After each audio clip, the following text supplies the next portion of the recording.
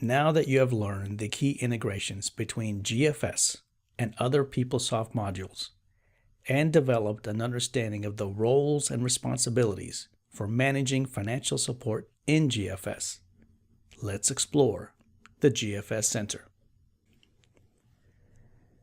The GFS Center will be your landing page for accessing information and links required for your role in managing financial support for your grad, postdoc, and non-matric populations. Similar to all access centers, links and features in the GFS Center are organized into portlets containing like information.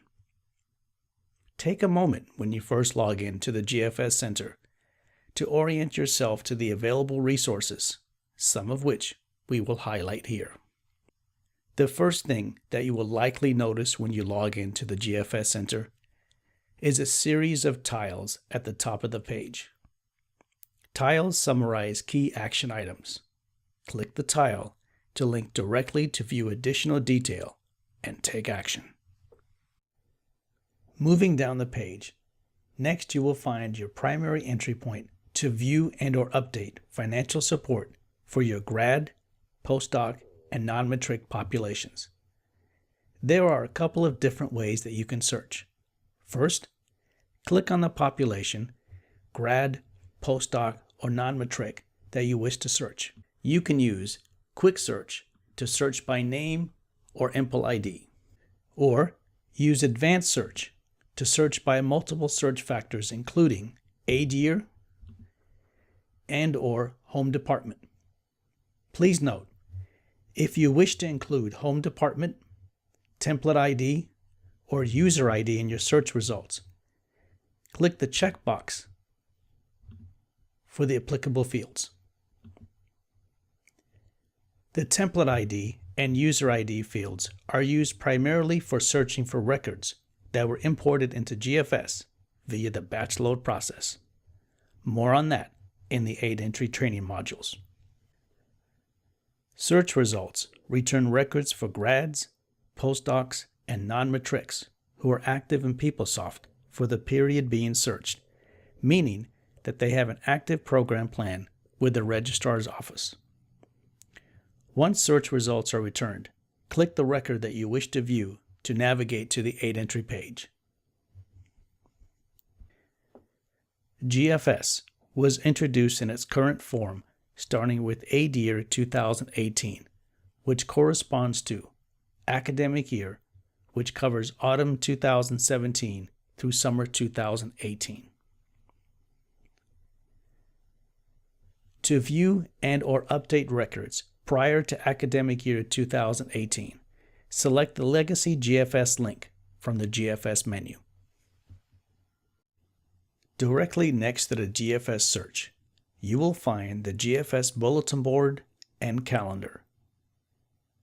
Check here for notifications and reminders of key GFS business deadlines. Alerts are organized into enrollment, entry, and FYI alerts. To visit the alerts portlet, click one of the tiles. As you will learn in more detail during subsequent training modules, aid that you manage for your grads, postdocs, and non-matrics is subject to policy requirements, many of which relate to the level of student enrollment or postdoc appointment. Because enrollment or appointment levels can change throughout the year, alerts notify you when something has changed, and a previous entry may require your attention. Alerts are generated nightly, reflecting activity from the previous day. In general, alerts are displayed for activity within the current quarter. To download your list of current alerts into Excel, click Export to Excel at the top of the portlet. Alerts are presented to you based upon your preferences. To set your preferences, click the gear in the upper right of the access screen next to your name. Scroll to the bottom of the Preferences page to see your alerts preferences.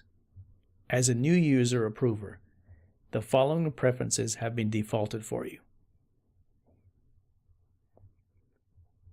Aid entry role. You will see alerts related to all aid entry lines that you have originated.